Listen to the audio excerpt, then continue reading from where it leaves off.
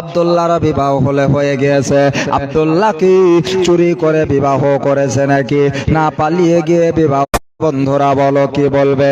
আব্দুল্লাহ রাদিয়াল্লাহু তাআলা আনহুকে বললেন, আব্দুল্লাহ রে, আজকে তুমি কি আর বিবাহ করবে না?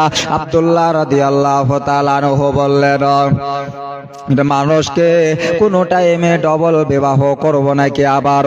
বলে, কেন আব্দুল্লাহ এরকম কথা কিসের জন্য বলো? আব্দুল্লাহ বললেন, আমার তো বিবাহ হয়ে গিয়েছে।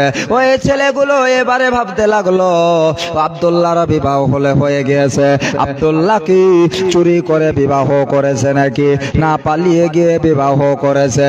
বলে, আব্দুল্লাহ তুমি কি বিবাহ হয়ে গিয়েছে?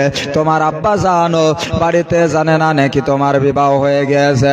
আব্দুল্লাহ রাদিয়াল্লাহু তাআলা আনহু তিনি আপনার বললেন, আমার আব্বা জানবে কেমন করে?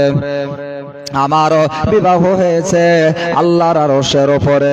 আমার ইব্রাহিম আলাইহিস সালাম আসার পরে আমাকে জানিয়ে গিয়েছে, হযরতে ইব্রাহিম খলিলুল্লাহ আলাইহিস সালাতু ওয়া সালাম আমাকে জানিয়ে গিয়েছে, হযরতে ইব্রাহিম নবী পয়গম্বর আমাকে বলে গিয়েছে যেন আমার বিবাহ হয়ে গেছে আল্লাহর আরশের উপরে। এ বেরাদার মিল্লাতে ইসলামিয়া, ও বাপজিরা, আমার ভাইরা, ও আমার মা বোনেরা, আমার যুবকেরা, ওই আমার যুবকেরা, ওই আমার সুন্নি মুসলমান ভাইয়েরা, হযরতে আব্দুল্লাহ বললেন, আমার বিবাহ হয়ে গিয়েছে।